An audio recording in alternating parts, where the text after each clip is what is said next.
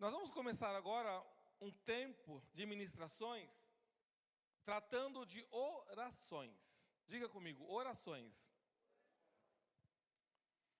A igreja, nós, graças a Deus, nós somos uma igreja que ora, nós oramos. Porém, Deus pede para a gente orar mais. Orar mais. A Bíblia diz, orai sem cessar. 1 Tessalonicenses 17.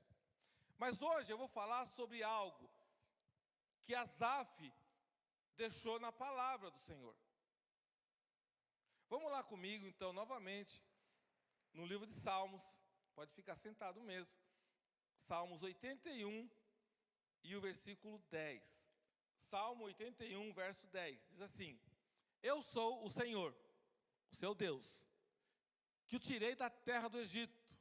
Abra a sua boca e eu o alimentarei. Quem é crente desde criança, que já escutou muitas pregações, talvez você já escutou essa pregação, como eu já escutei quando eu era criança, num outro contexto do que eu vou falar. Muitos pregadores pregaram essa palavra, ou pregam essa palavra,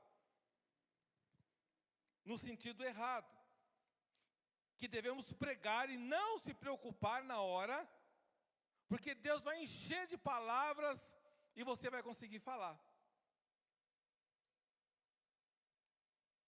Mas se você analisar essa palavra no livro de Salmos, nós percebemos que o sentido é completamente diferente. Claro que nós precisamos ler, estudar, memorizar, meditar. Porque tem um texto bíblico em João 14, que nós estamos estudando na escola bíblica, que diz assim: Mas aquele Consolador, o Espírito Santo, que o Pai enviará em meu nome, esse vos ensinará todas as coisas, e vos fará lembrar de tudo quanto vos tenho dito. Mas não é, nesse específico 81:10 de Salmos, não tem nada a ver com isso. Nós precisamos saber que o livro de Salmos tem um propósito, por intermédio da poesia do povo hebreu, bem diferente do nosso estilo de literatura e de poesia. Eles queriam apresentar o grande inário, a grande perspectiva poética de Israel, expressando três coisas: louvor, adoração e confissão a Deus. Diga comigo, louvor, adoração e confissão a Deus. Então Asaf, que era músico, ele escreveu esse salmo baseado em lutas que o povo tinha, e ele estava exortando culto à obediência a Deus. Porque o povo estava meio rebelde. Então, o Salmo 81, ele está relativado ao Salmo 50. Se você estudar, você vai entender isso. Os dois salmos de Asaf. Vamos lá no Salmo 81, 4 e 5 agora.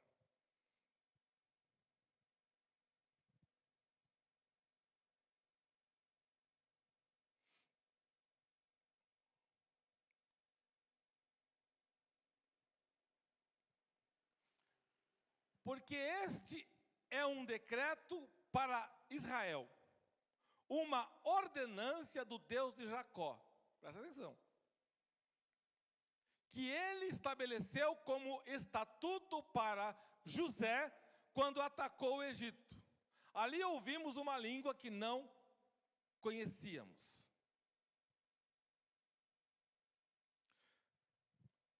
Israel fez um estatuto para José. José foi para o Egito. Chegou as pragas, chegou a fome, chegou um monte de coisa. Porém, Deus tinha um decreto santo, um decreto divino, uma aliança feita no Monte Sinai com o povo dele. Até chegar no versículo 10 de Salmo. Deus fez um decreto, Deus fez uma aliança, e essa aliança não é quebrada. O povo se esquece de Deus, mas Deus não se esquece do povo. Os estudiosos dizem que esse Salmo 81 estava baseado numa festa. Uma festa com referência às peregrinações, Páscoa, uma festa que o povo estava ali curtindo, se alegrando. Tem uma festa que chama Semanas ou Tabernáculos. Vamos lá no Êxodo 23, 15. 15 e 16. Nós vamos chegar na boca, daqui a pouco. Êxodo 23, 15 e 16.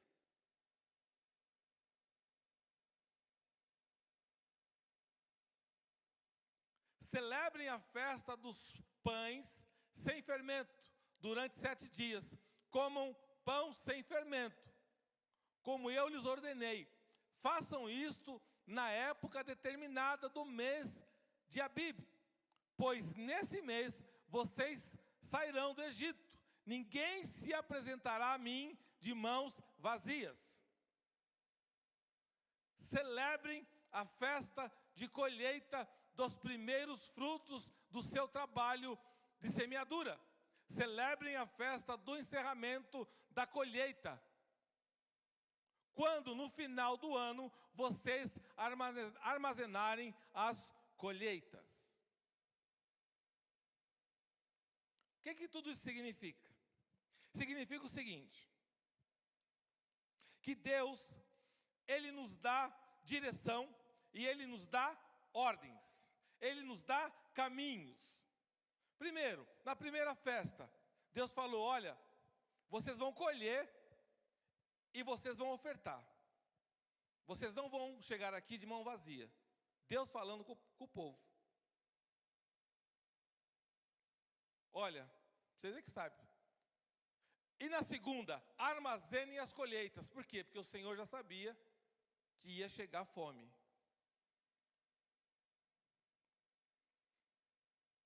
Deuteronômio 16, 16. Por favor, Dan.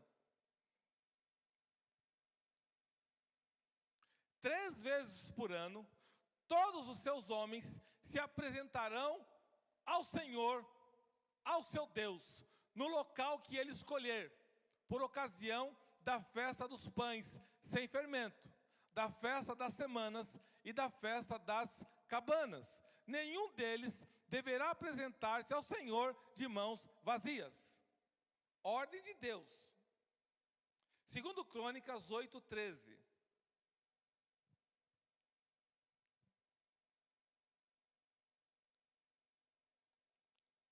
Vão prestando atenção, que tudo isso que Deus está falando são pactos iniciais de Deus para com o povo. Segundo Crônicas 8, 13. Conforme as determinações de Moisés, acerca das ofertas diárias e dos sábados, das luas novas e das 3 festas anuais, a festa dos pães sem fermento e a festa das semanas e a festa das cabanas. O povo até hoje gosta de uma festa. E naquela época não era diferente. O povo judeu até hoje gosta de uma festa. Existe festa para tudo. Porém, Deus sempre fala com ordem e decência, com organização, e o povo precisava entregar algo para o Senhor. Aí, o que aconteceu? O povo começou a ter dificuldade. Agora, somos nós.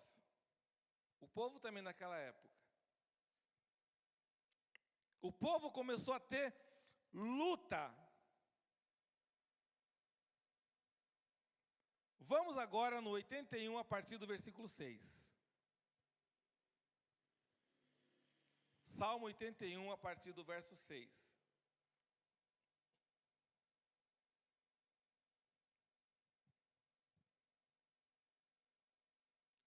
Ele diz: tirai o peso dos seus ombros, suas mãos ficaram livres dos cestos de cargas. Na sua aflição vocês clamaram e eu vos livrei. Do esconderijo dos trovões lhes respondi. Eu os pus à prova nas águas de Meribá. Segue. Ouça, meu povo, as minhas advertências. Se tão somente você me escutasse, ó Israel. Não tenha Deus estrangeiro no seu meio. Não se incline perante nenhum Deus estranho. Eu sou o Senhor, o seu Deus, que o tirei da terra do Egito. Abra sua boca e eu o alimentarei.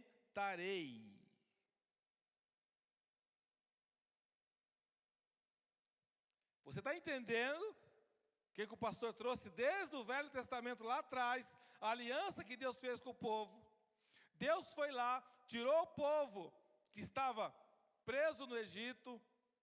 Deus cuidou do povo, Deus deu maná para o povo. Deus deu água lá na pedra de Meribá para o povo. Só que o povo continuou murmurando.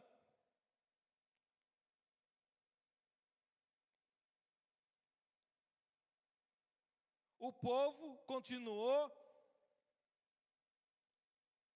triste. O povo não estava relembrando o pacto inicial firmado no Sinai. E aí, nesse versículo, Deus, ele faz o quê? Ele reafirma a sua relação pessoal como redentor do Êxodo e o culto exclusivo a Ele.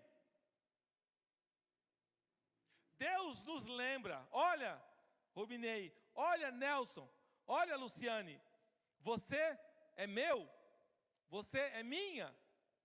Tire deuses estranhos da tua vida. Tire qualquer comportamento estranho à minha vontade. Porque eu tenho um pacto com você desde... A Bíblia diz que Deus já lembrava da gente antes da fundação do mundo. Imagina, ele está falando do pacto do Sinai. É forte, igreja. E aí, o povo não estava entendendo. Deus começou a falar para o povo: vocês são incapazes de satisfazer as tuas necessidades. Vocês são incapazes de satisfazer as suas necessidades pessoais e espirituais. O que Deus está falando? Você precisa da minha provisão. Você precisa para a tua vida, somente eu posso suprir as suas necessidades. Abra a boca e eu o alimentarei. O que Deus está falando? Abra a boca e eu o alimentarei. A palavra de Deus, Bíblia Sagrada, é a provisão, é a riqueza espiritual, o alimento, o estímulo. Nós vivemos num mundo de injustiça, de ganância, de arrogância. O que você precisa entender é que você é guiado pelo teu Deus. Você ainda tem uma aliança com Deus. Você tem que abrir a tua boca, clamar a Ele, falar com Ele, abrir a boca, profetizar. Você começa a falar com o Senhor começa a ouvir a tua voz, o Senhor começa a te atender. Irmãos, nem toda oração que nós vamos fazer, a resposta será o que nós queremos. Porém, eu tenho uma notícia para te dar. Quando você tem um pacto verdadeiro com esse Deus, quando Deus te reconhece Não adianta você ter muitos seguidores no Instagram, nas redes sociais, aqui na terra, e não ser reconhecido no céu. É melhor você não ter ninguém aqui, mas o Espírito Santo, Deus, o Espírito de Deus, os anjos do Senhor te conhecem, e os demônios também te conhecem. Não adianta, irmão, você ser conhecido por homens. Sim, você vai conseguir dinheiro, você vai conseguir alguma fama passageira aqui na terra, mas não adianta nada se você chegar no céu e ninguém saber quem você é. Não adianta, irmãos. E o que o Senhor está falando? Abra a tua boca. Qual é o problema da igreja, de forma geral? Os irmãos começam a perder a força espiritual, porque esse é o trabalho de Satanás.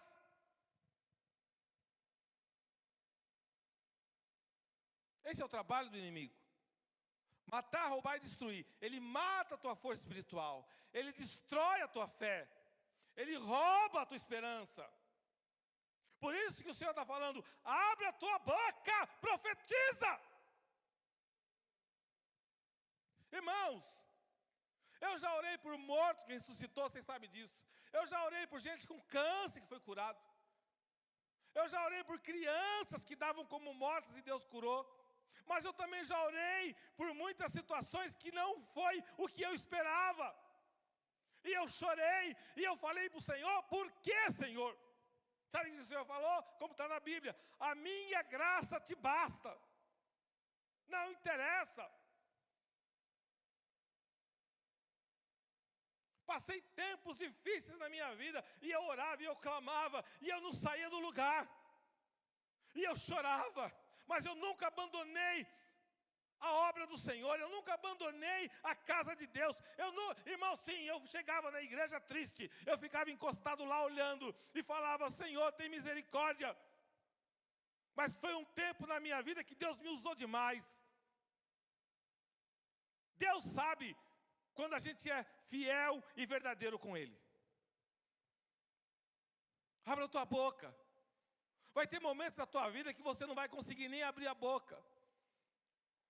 Vai ter momentos na sua vida que você vai falar, eu não aguento mais. Vai ter momentos na sua vida que você vai se entristecer. Só que o Senhor está lembrando eu e você nesta noite, que Ele tem uma aliança comigo, com você, desde o Monte Sinai.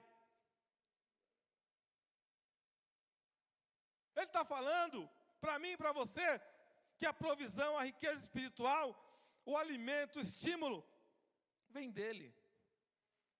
Vem dEle. Somente Ele pode nos suprir. Somente Ele pode nos ajudar. Abra a tua boca. Está doente? Abra a tua boca. Está triste? Abra a tua boca.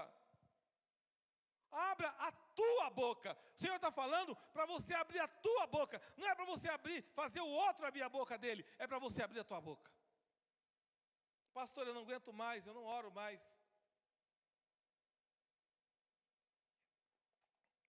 Abra a tua boca. Pastor, eu estou decepcionado, porque eu era de uma outra igreja lá, o pastor fez isso, o pastor roubou, não sei que o irmão fez isso, que o irmão fez aquilo. Abra a tua boca. Não interessa, irmãos. Segue para frente. Não fica olhando para trás. Você tem um ministério. Você tem um chamado. Não fica olhando o que o pastor fez, o que a pessoa falou, deixou de falar. Todos nós erramos. Todos nós temos dificuldades. Eu sei que tem pessoas que são indignas de estar no altar. Sim. Às vezes fazem coisas, mas aí você se desliga e você vai buscar um lugar que tem saúde, que tem palavra, que tem a paz. Lembra que eu preguei? Amor, paz e alegria. Gálatas 5:22. Muitos de nós, não conseguimos passar nem dos 3 primeiros itens do fruto do Espírito. Amor, paz e alegria. Abra a tua boca. Começa a profetizar na tua casa. Amor. Começa a profetizar paz. Começa a profetizar alegria no teu trabalho. Saiba que você tem uma conexão com Deus.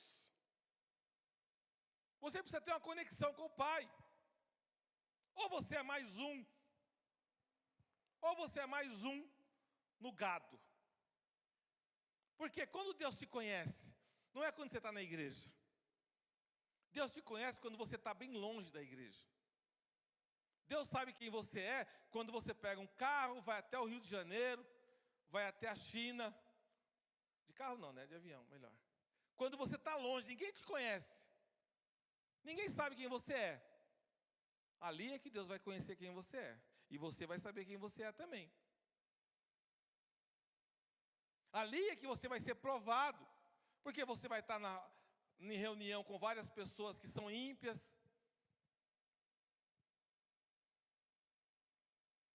Ali você é mais um grupo. Ali o Senhor vai te conhecer. Ali Satanás vai te conhecer. E ali você mesmo vai te conhecer. Por isso que Deus está falando, abra a tua boca. Pastor, eu estou com uma dificuldade, abra a tua boca. Começa a falar para o Senhor, seja sincero com Deus. Qual é o teu problema? É financeiro? Começa a falar com o Pai. Ah, pastor, eu tenho financeiro, mas eu não dizimo, não ajudo a igreja. Começa a ajudar, começa a dizimar, começa a tirar esse terror que o diabo colocou no teu coração. É um terror. Que as pessoas elas não conseguem mais ajudar a obra. Sabe o que é, irmãos? Eu sou da seguinte visão. Eu não acho que ninguém vai perder a salvação por não ser dizimista. Eu não acho isso. Tem gente que prega isso, né? Se não for dizimista, eu não acho. Eu acredito o seguinte, que você vai perder é muito de Deus. Porque isso aí é só Deus que vai fazer não é, Geraldo? Só Deus que vai fazer Dizem lá que se você não dizimar, você está roubando a Deus. Se você está roubando a Deus, é problema teu com Deus, não é com o pastor Nelson. Eu acho que você vai ter a pessoa que tem dificuldade com dinheiro, tem dificuldade de ajudar a obra, ainda mais uma obra que faz um trabalho sério. Ele vai ter que se acertar muito com o Senhor. É o que eu penso, verdadeiramente. Se vai ser salvo ou não é para outro problema. Mas o que eu quero dizer é que o Senhor, lembra da palavra, o Senhor falou para o povo, eu quero oferta. Pessoal, tem que entender que tudo que você recebe vem de Deus. Por isso que eu estou tocando nesse assunto. Você sabe que eu falo muito pouco de dinheiro aqui na igreja. Eu falo muito pouco, você sabe disso. Só que o Senhor está falando o seguinte, você abre a tua boca, porque eu estou falando com o povo que está passando dificuldade financeira, tá? Fica bem claro isso. Você abre a tua boca, Deus provê na tua vida, mas você se esquece de Deus. Você vai sofrer. Não é porque Deus quer que você sofra, é porque você está semeando o sofrimento. Irmãos, tudo que a gente semeia, a gente colhe. Tudo. Você tem a oportunidade de ajudar a obra de Deus e não ajuda, você vai sofrer. O que significa isso? A Bíblia diz que o teu dinheiro entra num saquetel furado. Eu estou falando isso por experiência própria. A minha mãe trabalhava de empregada doméstica, já falei aqui, salário bem baixo. Bem baixo. Só que a minha mãe, irmãos, você podia falar tudo para minha mãe, mas não mexe no dízimo dela. Não mexe no dízimo da dona Alice. Não mexe. Um dia entrou um ladrão lá em casa, pegou a Bíblia da minha mãe, o dízimo dentro da Bíblia. A pastora lembra desse caso. Ela começou a orar, se esse cara pegar o dízimo dentro da Bíblia, ele vai tomar uma... Mas o cara abriu a Bíblia, não viu o dízimo da minha mãe lá dentro.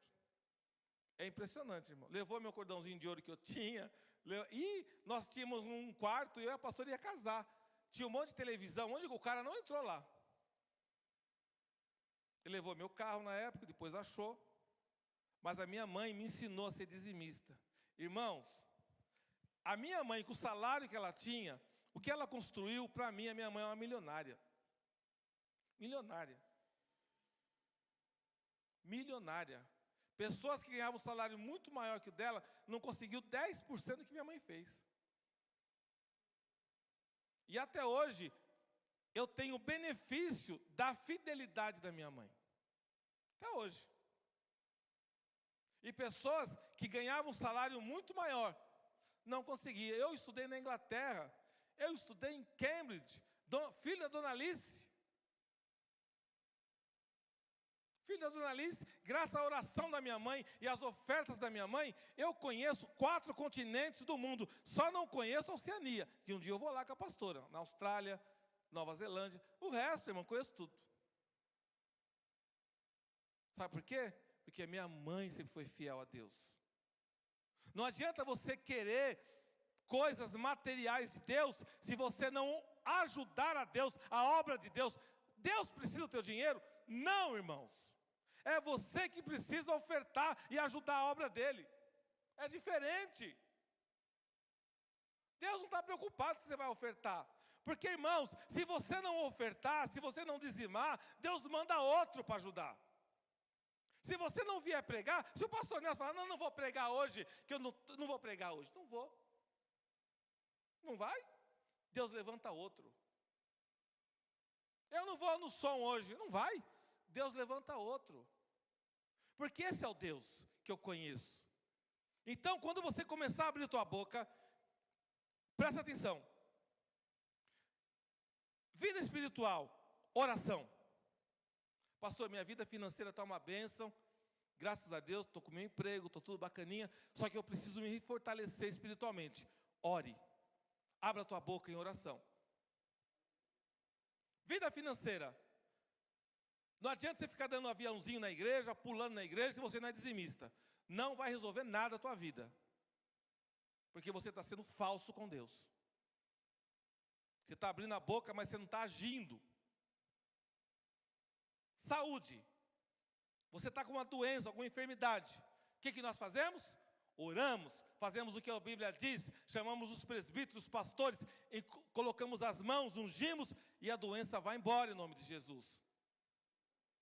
O Senhor tem poder para curar.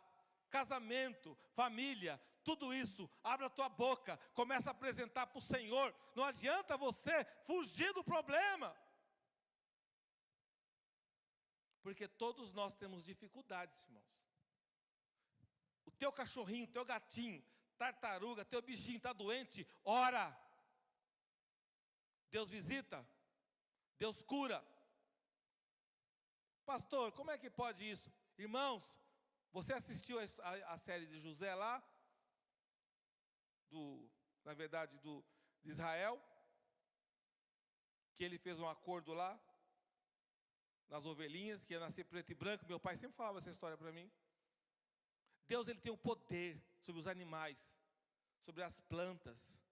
Você tem que começar a entender que a Bíblia diz que o Senhor, ele tem poder sobre o universo. Você começa a achar que Deus não tem poder. Você começa a achar que Deus não pode fazer isso. Deus não pode curar isso. Pode. Deus não pode me dar um trabalho melhor. Pode.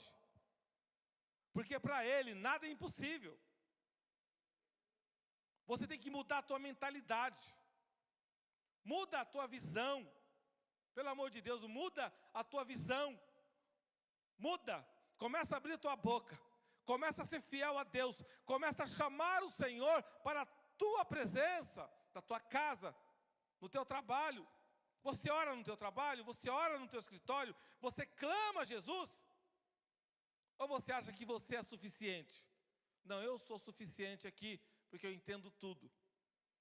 Irmãos, o que Jesus está falando, o que o Senhor está falando nessa mensagem aqui, é que Ele tem provisão, Ele tem riqueza espiritual, Ele tem alimento, Ele tem estímulo, Ele tem tudo para você. Só que parte da minha vida e da tua vida. O que você quer para a tua vida? O que você está pensando para a tua vida? Qual é o teu objetivo para 5 anos, para 10 anos? Você já sabe? Você sabe o que você quer da tua vida? Começa a apresentar para o Senhor, abre a tua boca. Começa a falar com Deus. E eu tenho certeza e convicção que Ele te responderá. Amém? Aplauda o Senhor Jesus, igreja. Louvado seja Deus.